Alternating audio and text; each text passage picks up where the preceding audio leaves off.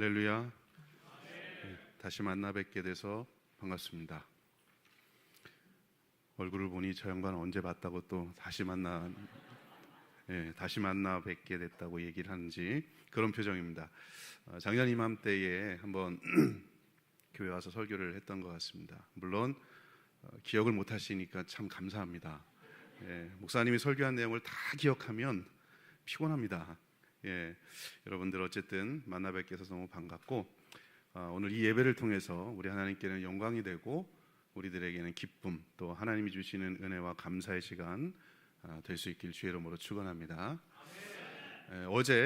지난주에 제가 설교를 하고 차를 타고 이제 오려고 하는데 그 교회에서 설교자라고 왔는데 점심을 먹고 가는데 갑자기 어떤 분이 뛰어나오시더니 저한테 건빵을 한 3봉지를 주시더라고요. 그래서 건빵을 받아 들고 밥을 먹었지만 여전히 배가 고프더라고요. 그래서 오는 동안에 차 안에서 까먹고 왔습니다. 실컷 잘 먹고 왔죠. 집에 와서 애들한테 주려고, 나머지를 애들한테 주려고 쭉 봉지를 보다 보니까 유통기한이 지난 거더라고요. 그때부터 배가 아픈 것처럼 느껴지기 시작했습니다. 그분은 목사님이라고 정말 좋은 거를 저한테 주느라고 주신 것 같아요. 다행히 하나님께서 은혜를 베푸셔서 우리나라 나라가 좋으니까 한 유통기간이 지나도 한 3, 4개월은 괜찮잖아요.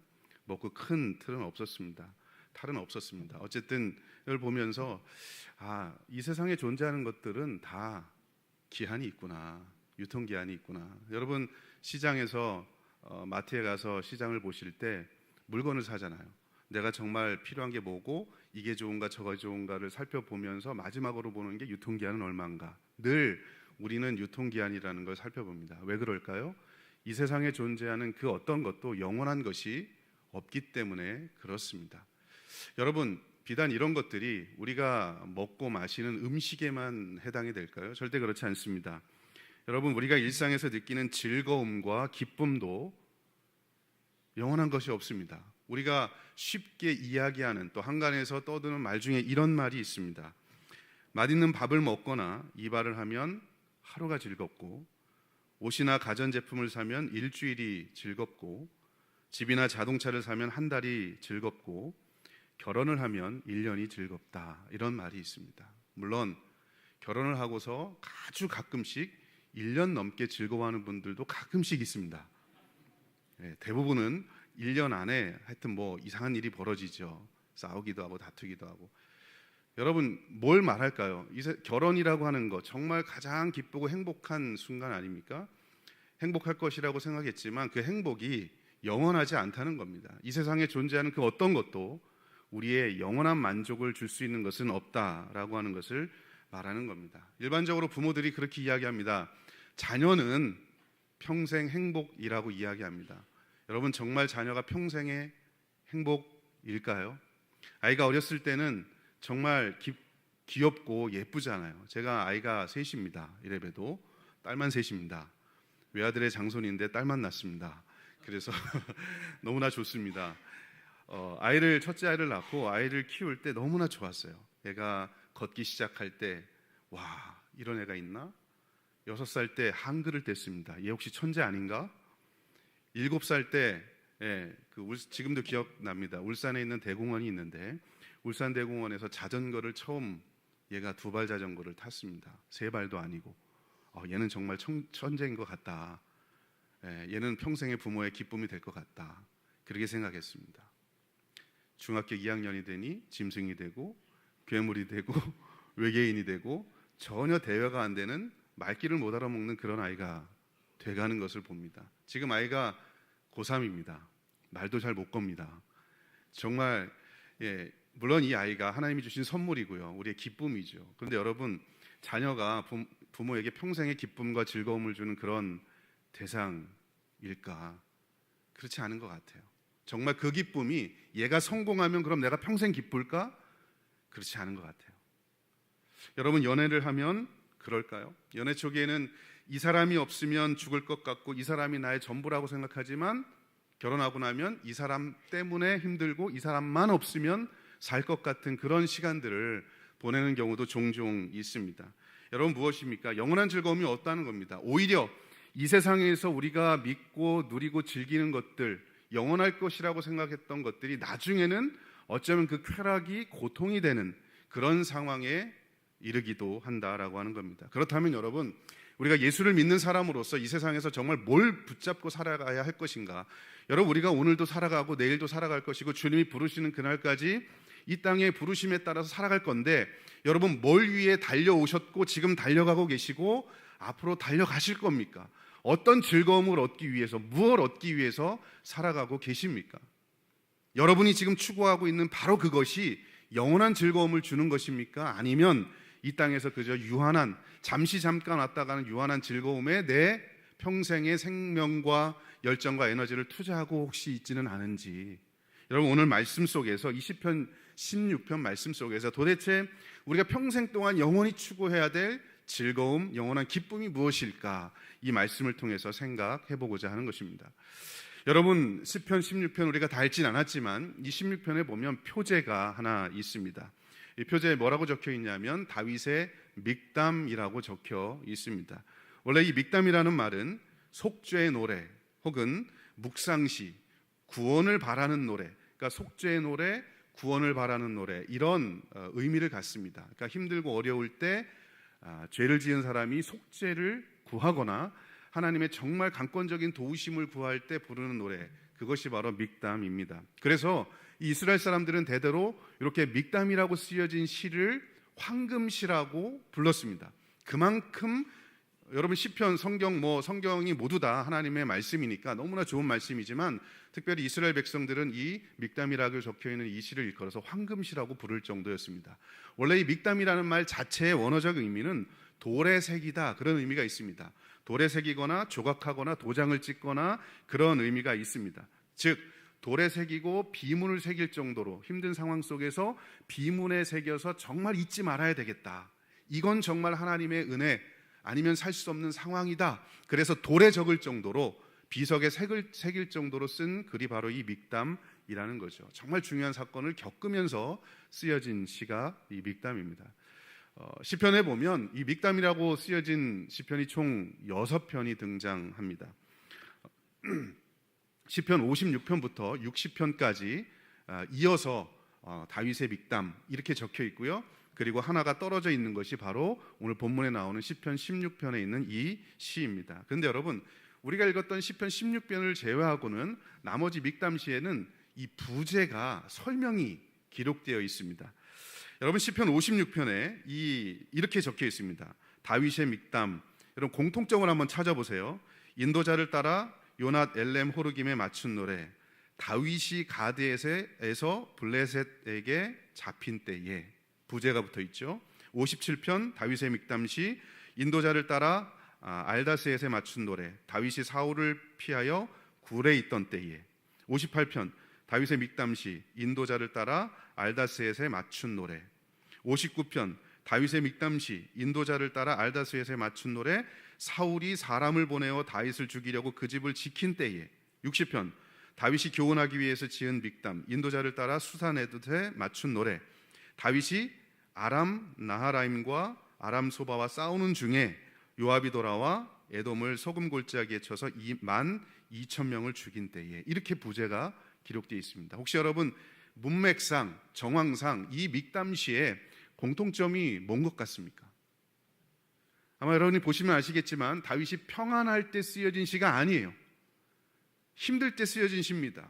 도망갔을 때, 누구의 공격을 받을 때, 고난을 받을 때, 어려웠을 때, 어찌 보면 인생의 가장 밑바닥에 있을 때 쓴 시들이 대부분 믹담시라고 하는 겁니다.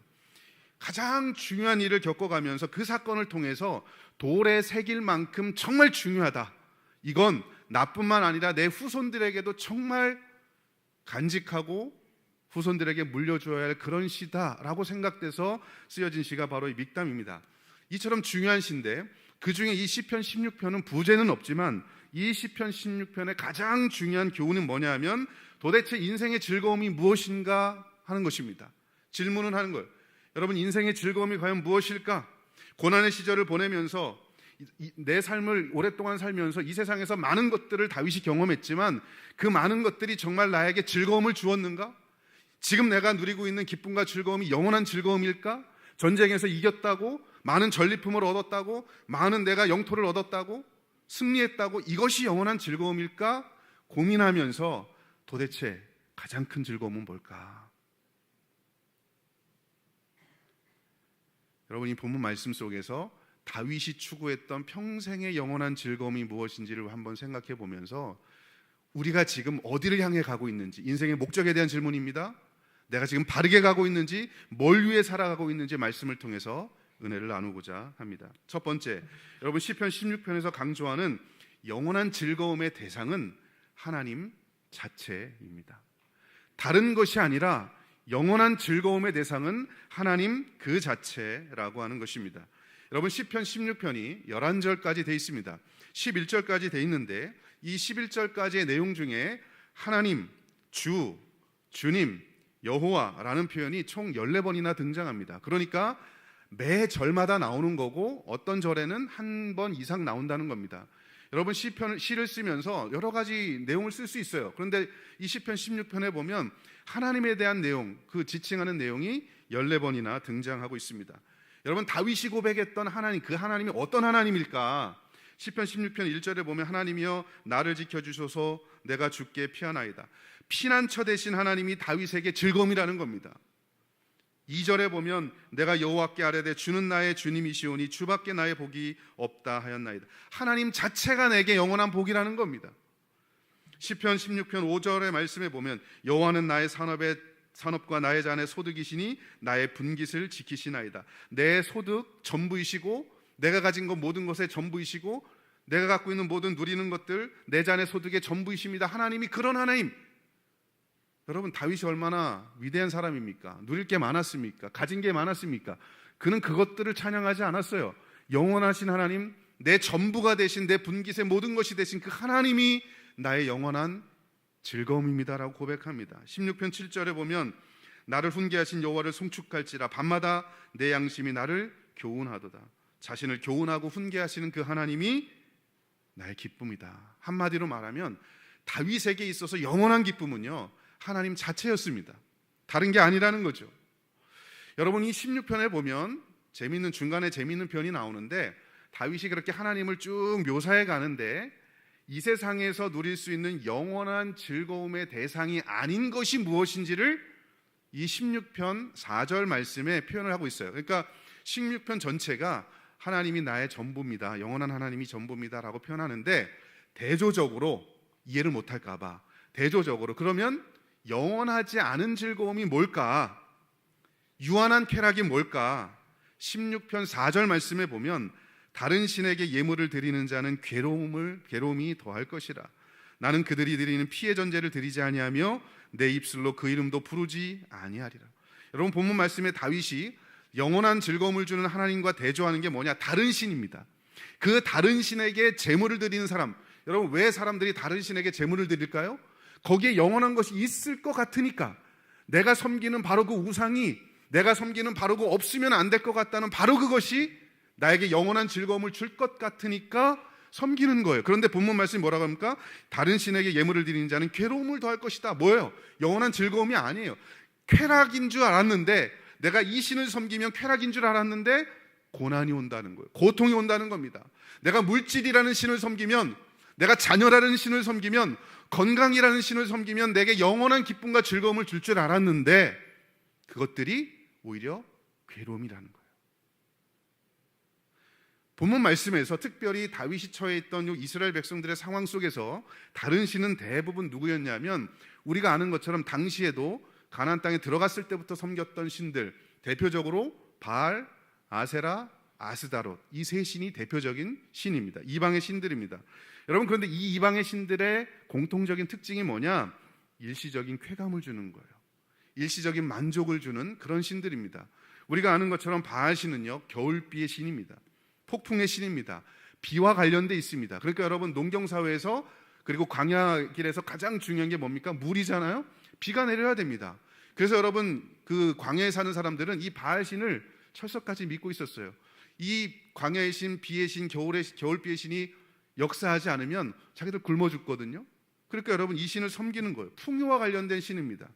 근데 여러분 이 바알이 이들의 인생을 평생 책임져 줍니까? 아닙니다. 아세라는 어떻습니까? 아세라도 마찬가지입니다. 풍요의 신입니다. 바알 신과 함께 숭배했던 바로 그 신이었죠.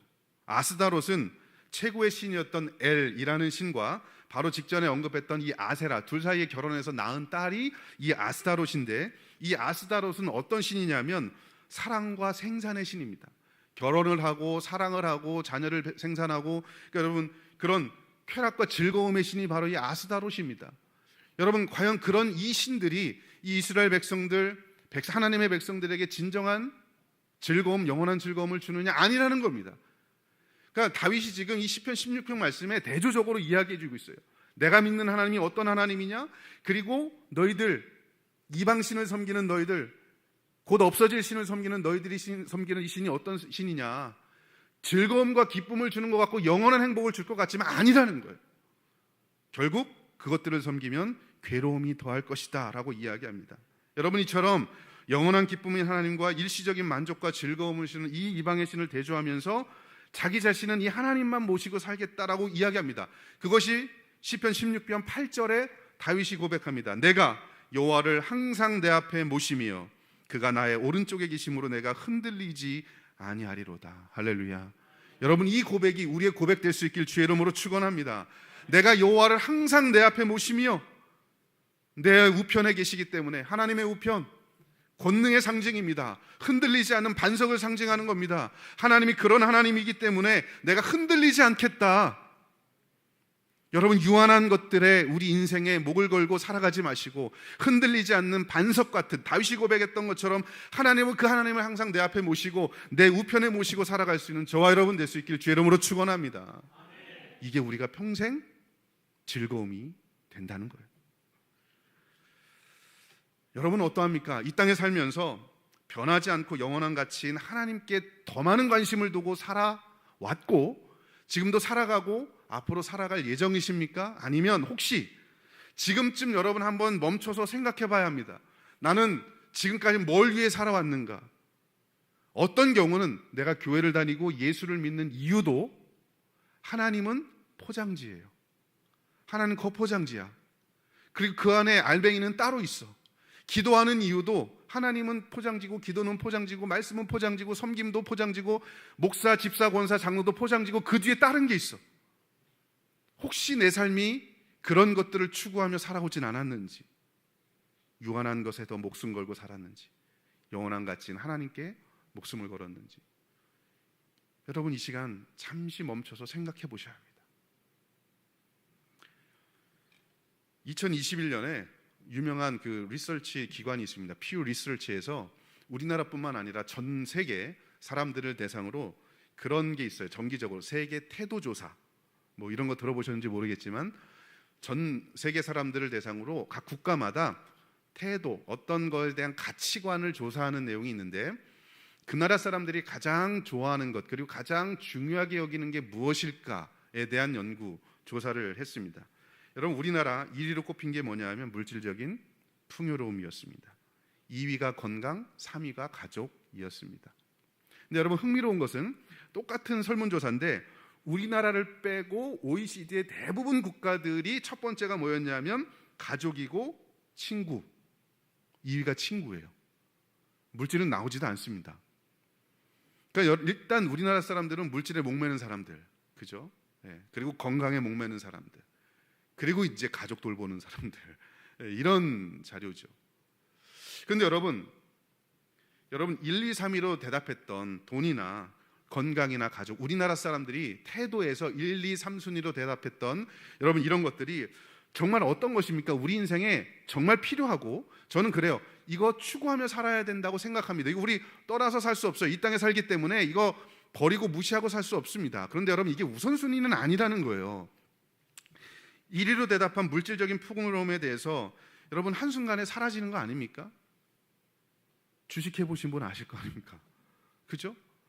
네. 그리고 내가 지금 평생 잃지 않아도 평생 쌓아놨다고 생각해 보십시오. 몇 년 동안 누리며 사실 수 있을 것 같아요? 지금 우리가 한 40, 50대 뭐 내가 쌓았다고 해보십시오. 40년, 50년 누리다 가는 겁니다. 영원하지 않아요. 평생 누릴 거 아닙니다. 여러분, 건강도 마찬가지죠. 내가 건강을 위해서 열심히 운동도 하고 음식도 가려 먹고 당연히 해야 됩니다. 유통기간 지난 거 드시면 안 돼요. 저처럼. 당연히 우리가 건강을 챙겨야죠. 그런데 여러분, 건강이 평생 영원한 기쁨이 될까요? 성경 시편 90편 10절의 말씀에 보면 우리의 연수가 겨우 70이요 강건할지라도 80이라. 그런데 그렇게 살아가는 7, 80 인생이 뭐냐? 연수의 자랑은 수고와 슬픔뿐이요 그마저도 신속히 날아간다. 여러분, 건강 신뢰하십니까? 2년마다 한 번씩 건강검진할 때 저도 매번 뭐가 나와요. 아침에 제가 약을 세보는데 어떤 날은 열알이 넘습니다. 매일 먹는 약이. 이게 멀쩡해 보이시잖아요. 고개 숙이면 머리가 하얗잖아요. 우리 담임 목사님 그는 굉장히 건강하신 편인데 나이도 같은데 뭐 건강이 여러분 우리에게 영원한 기쁨을 줄까요? 그렇지 않습니다. 가족은 어떻습니까? 아까 말씀드린 것처럼 자녀가 자라면서 기쁨이죠. 즐거움이죠. 여러분, 근데 시간이 지날수록 대학 가고 직장에 들어가고 시집장가 가면 부모를 떠나게 돼 있습니다. 배우자, 여러분 어느 순간인가 떠나게 돼 있습니다. 영원한 기쁨이 되지 않습니다. 여러분, 그러므로 우리가 평생 붙잡고 살아야 될 건 다른 게 아니라는 거예요. 오늘 다윗이 이야기했던 것처럼 여호와 하나님을 내 옆에 모시고 사는 것이 영원한 기쁨, 영원한 즐거움이 되는 줄로 믿습니다. 여러분, 목에 칼이 들어와도 내가 좀 없어서 굶어 죽는 한이 있어도 조금 몸이 안 좋아서 아파도 내가 믿었던 사람에게 배신을 당한다 할지라도 영원한 즐거움이신 하나님이 내 편이 되시기 때문에 그 하나님 때문에 기뻐하고 즐거워하는 저와 여러분 될 수 있길 주의 이름으로 축원합니다. 여러분, 전도서 2장 20절 말씀에 우리 인생을 이렇게 이야기합니다. 이러므로 내가 해 아래서 한 모든 수고에 대해 내가 내 마음이 실망하였다. 모든 수고가 뭡니까? 내가 그렇게 애쓰며 영원할 것이라고 붙잡고 살아가는 바로 그 모든 수고가 헛것이라는 거예요. 하지 말라는 소리가 아니라 이보다 더 중요한 게 있다는 겁니다. 그 중요한 걸 놓치고 건강, 돈, 가족을 추구하면 헛게 된다는 거죠. 그게 뭡니까? 하나님이라는 가치예요. 여러분 마음속에 진짜 하나님이 영원한 즐거움이 되십니까? 하나님 때문에 즐거우십니까? 하나님 때문에 즐거웠던 경험이 언제 있으셨습니까? 말씀을 읽으면서 감동이 되고 이 말씀 때문에 즐거움이 있고 눈물이 나고 여러분 그런 감동을 겪었던 적이 최근에 언제 있었습니까? 이사야 41장 10절 두려워하지 말라 내가 너와 함께함이라 놀라지 말라 나는 내 하나님이 됨이라 내가 너를 굳세게 하리라 참으로 너를 도와주리라 참으로 나의 의로운 손으로 너를 붙들리라. 아멘. 여러분, 하나님께서 붙드신답니다. 하나님께서 붙드신대요. 우리가 흔들려도 우리가 가진 거 없어서 건강이 약해서 우리가 영원한 가치를 붙잡고 살아갔던 그 기초가 흔들려도 하나님이 우리를 붙잡고 계신대요.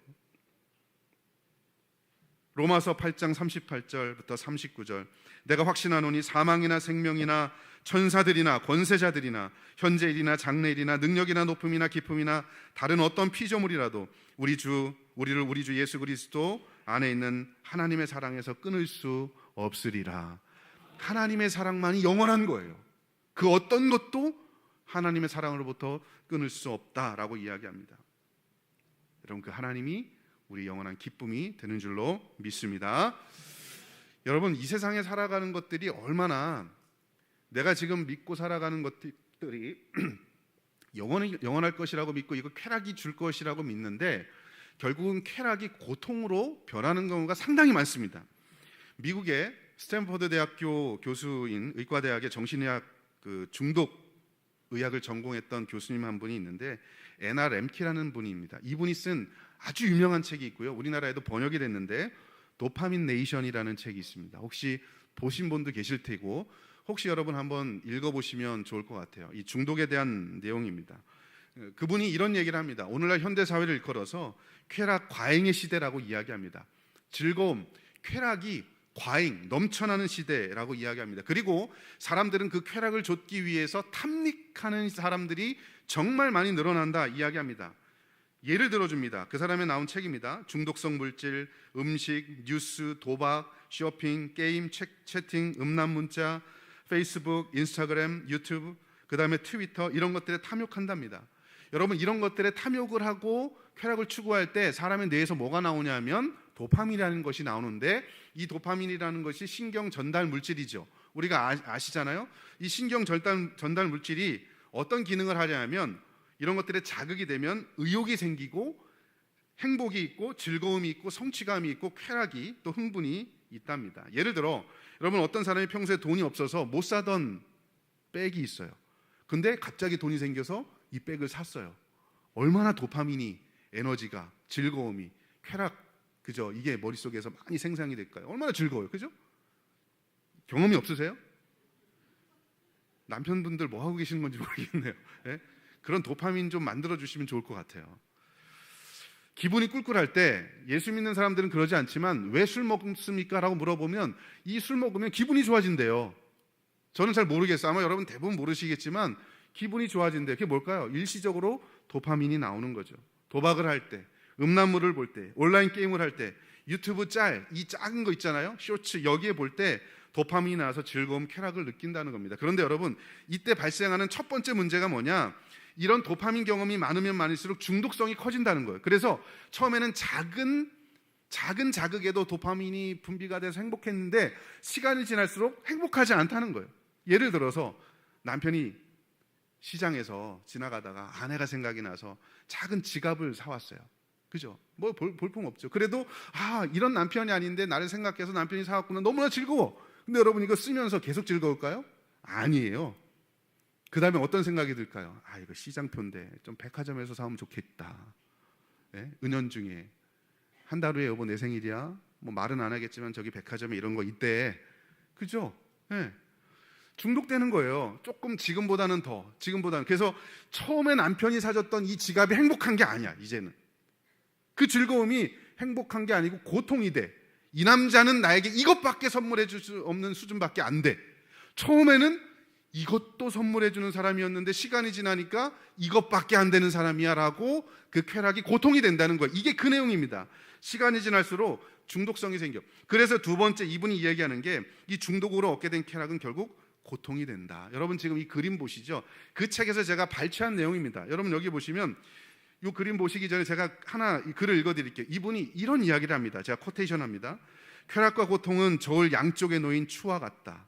초콜릿 한 조각을 먹으면 다음 조각이 또 먹고 싶어지고 괜찮은 책, 영화 또는 비디오 게임이 영원히 계속되기를 바라는 순간을 경험한 적이 있을 것이다. 그런 순간에 지속적으로 노출되면 우리의 뇌는 균형은 일반적인 상식과 달리 쾌락이 아니라 고통 쪽으로 기울어진다. 한마디로 마지막으로 이렇게 정리합니다. 그래서 도파민은 쾌락과 고통의 이중주다. 쾌락이, 이 도파민이 나오면 영원할 것 같지만 쾌락이요 나중엔 고통이 된답니다. 처음엔 여러분이 그림에서 보시는 것처럼 너무나 기쁘잖아. 쇼핑도 하고 초콜릿도 먹고 너무나 기쁘다가 두 번째로 가보면 이게 조금 약해져. 그 다음에 세 번째로 가보면 이제는 고통 쪽으로 기울어져요, 시소가. 그리고 마지막에는 완전히 처음에 느꼈던 즐거움은 온데가 떼었고 그냥 불만족, 고통 상태로 된다는 거예요. 어쩌면 지금 여러분 이 책에 나온 이 그림 위에 여러분이 지금 추구하고 있는 바로 이것이 없으면 안 된다라고 생각되는 그걸 겨울에 올려놔 보십시오. 여러분은 지금 어느 단계에 혹시 있으십니까? 여러분 이 저울에서 영원히 어떤 상황이 와도 기울어지지 않는 한 가지를 꼽으라면 하나님밖에 없다는 거예요. 하나님이 우리의 영원한 기쁨, 영원한 즐거움이 되신 줄로 믿습니다. 그 하나님 추구하며 살아가는 우리 될 수 있길 주의 이름으로 축원합니다. 여러분 찬양 가사에 우리 그런 내용 있잖아요. 주님 한 분만으로 나는 만족해. 제가 성가대처럼 노래를 잘하면 노래를 하겠는데 그 정도로 제가 노래를 못하니까 가사를 불러드릴게요. 주님 한 분만으로 나는 만족해. 나의 모든 것 대신 주님 찬양해. 나의 영원한 생명 대신 예수님 목소리 높여 찬양해. 주님의 크신 사랑 찬양해. 나의 힘과 능력이 되신 주, 나의 모든 삶 변화되었네. 크신 주의 사랑 찬양해. 여러분이 이 찬양처럼 주님 한 분만으로 만족하는 저와 여러분 될 수 있기를 주의 이름으로 축원합니다. 그래서 다윗은 다른 시에서 시편 23편에서 이렇게 이야기합니다. 진짜 도파민이 뭘까? 여호와는 나의 목자시니 내가 부족함이 없으리로다. 여러분 하나님이 다윗에게는 진짜 도파민이에요. 리얼 도파민이에요.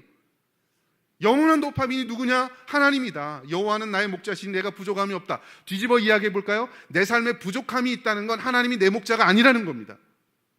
하나님 이외에 다른 것들을 도파민으로 믿고 살아가고 있다는 겁니다. 그런데 다윗은 뭐라고 이야기합니까? 여호와는 나의 목자시니 부족함이 없다. 여러분 인생에 부족함이 없다고? 어렵지만, 힘들지만, 세상이 주는 기쁨은 없지만 그럼에도 불구하고 주님 때문에 부족함이 없다고 느끼고 있다면 여러분은 하나님이 목자가 되심을 믿고 사는 사람이고 하나님이 영원한 진짜 도파민이 되심을 믿고 사는 사람인 줄로 믿습니다. 우리가 다윗의 고백처럼 그런 사람이 되어야 하는 거예요. 다른 시편에서 시편 73편 25, 26절에 하늘에서는 주의 누가 있으리요 땅에서는 주밖에 내가 사모할 자가 없나이다. 내 육체와 내 마음은 쇠약하나 하나님은 내 마음의 반석이시요 영원한 분깃이시니라. 이 다윗의 고백이 우리의 고백 될 수 있길 주의 이름으로 축원합니다. 여러분, 두 번째입니다. 그러면 다윗의 영원한 정말 진짜 도파민이 하나님인데 도대체 뭐 때문에 다윗이 나의 영원한 즐거움은 하나님입니다 라고 고백했을까요? 그 이유는 하나입니다. 영원한 즐거움의 이유는 하나님이 구원자 되시기 때문입니다. 하나님의 구원하심 때문에 하나님이 내게 영원한 즐거움이 되시는 거예요. 하나님이 내게 먹을 거 주시고 입을 거 주시고 잘 것 주셔서가 아니라 하나님이 내게 구원자 되신 이유는, 내게 영원한 기쁨이 되신 이유는 구원자 되시기 때문에. 여러분, 오늘 본문 시편 16편 11절에 보면 그 이유가 나옵니다. 우리가 읽었잖아요. 주께서 생명의 길을 내게 보이시리니 주의 앞에는 충만한 기쁨이 있고 주의 오른쪽에는 영원한 즐거움이 있느니라. 여기에 영원한 즐거움, 충만한 기쁨. 그런데 여러분, 영원한 즐거움과 충만한 기쁨을 다윗이 뭐하고 관련 짓냐 하면 주께서 뭘 보여주시기 때문에 생명의 길. 생명의 길이 뭡니까? 이 구원이에요. 어떤 사람에게는, 안 믿는 사람에게는 생명의 길이 돈일 수 있고요, 어떤 사람에게는 생명의 길이 건강일 수도 있고 자녀일 수도 있습니다. 근데 다윗은 그렇지 않아요. 내게 생명의 길, 하나님의 길을 내게 보이시리니 내게 영원한 즐거움이 있습니다. 여러분, 다윗이 여기도 마찬가지인데요, 이 10편, 16편, 11절 바로 한 절 앞절에 가보면 10절에 보면 다윗이 스올이라는 걸 언급해요. 스올이 뭐냐면 지옥입니다. 음부, 멸망이라는 거예요. 이것들과 대조되면서 지옥에 떨어지지 아니하고 생명의 길, 영생의 길로 인도하시는 그 하나님이 내게 영원한 기쁨이 되십니까? 여러분, 다윗이 얼마나 힘든 삶을 살았습니까? 그죠?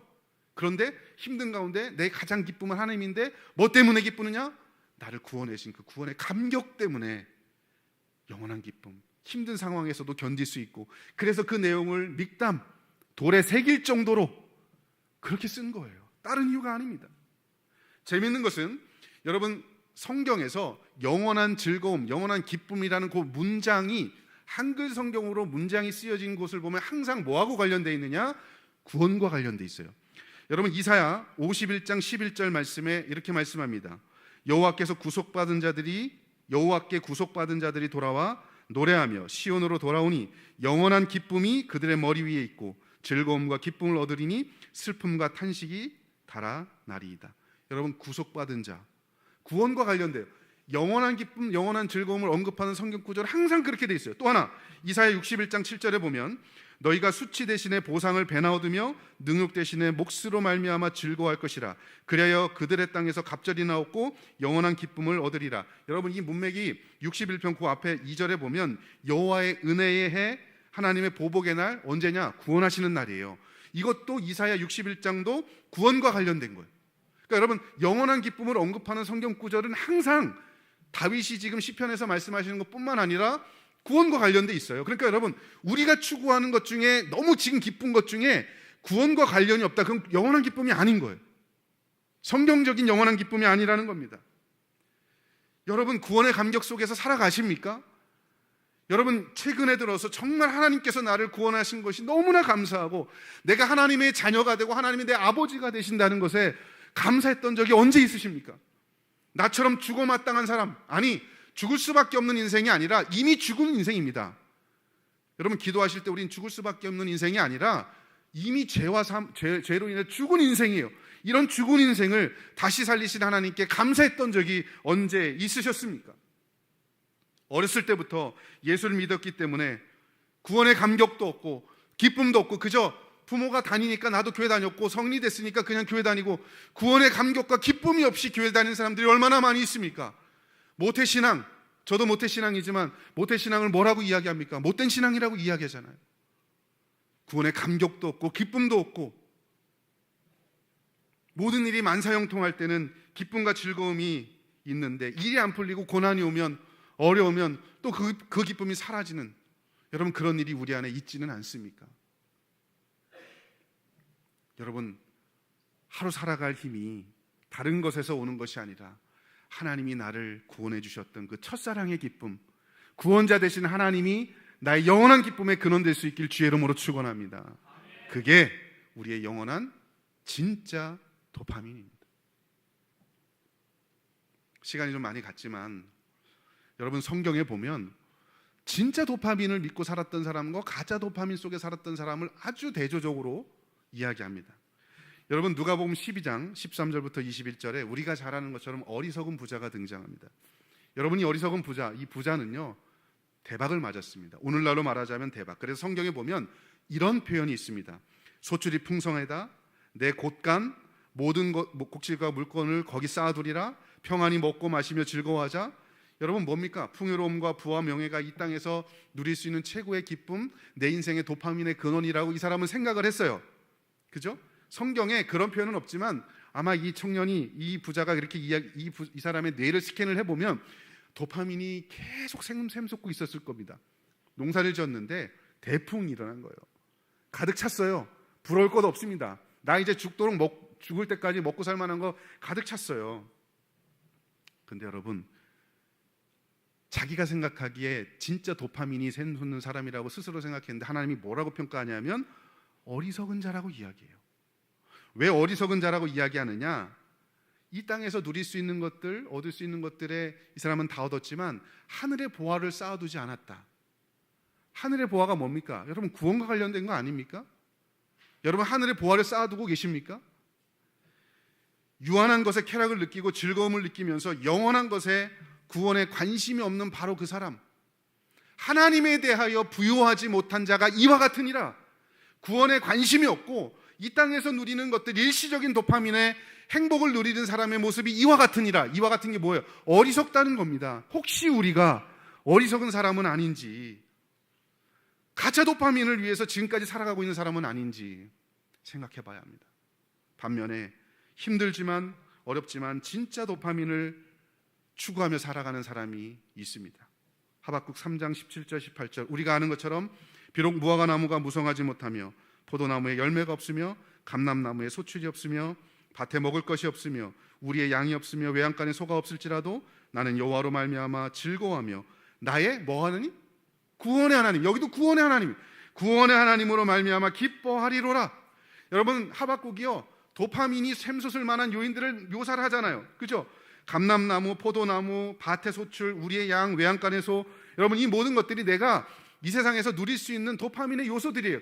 이런 게 없을지라도 나는 구원의 하나님, 그 하나님 때문에 기뻐하고 감사하겠다. 이 고백이 우리의 고백 될 수 있길 주의 이름으로 축원합니다. 반대로 여러분, 제가 이 사람의 고백을 이렇게 한번 바꿔봤어요. 비록 무화과 나무가 무성하여도, 포도나무에 열매가 있어도, 감람나무에 소출이 있어도, 밭에 먹을 것이 있어도, 우리의 양이 있어도, 외양간에 소가 있을지라도 나는 여호와로 말미암아 즐거워하며 나의 구원의 하나님으로 말미암아 기뻐하리로다. 없을 때 즐거워하는 것뿐만 아니라 심지어 이 모든 것들, 나를 만족시켜줄 만한 모든 것들이 있을지라도 그것과 비교할 수 없는 진짜 리얼 도파민 되신 하나님 때문에 나는 기뻐하고 감사하겠다. 여러분, 오늘 돌아가시면서 내 인생에 내가 구원의 감격 느껴본 적이 언제 있었는가? 다시 한번 우리의 신앙이 회복될 수 있길 바랍니다. 여러분, 그게 회복되지 않으면 내가 추구하는 모든 것들이 다 가짜입니다. 오늘 다윗의 고백처럼 영원한 기쁨 되신 하나님만 바라보고 구원자 되신 주님만 바라보며 오늘 이후의 모든 삶 주님께 초점 맞춰 살아갈 수 있는 저와 여러분 될 수 있길 주 이름으로 축원합니다. 기도하겠습니다.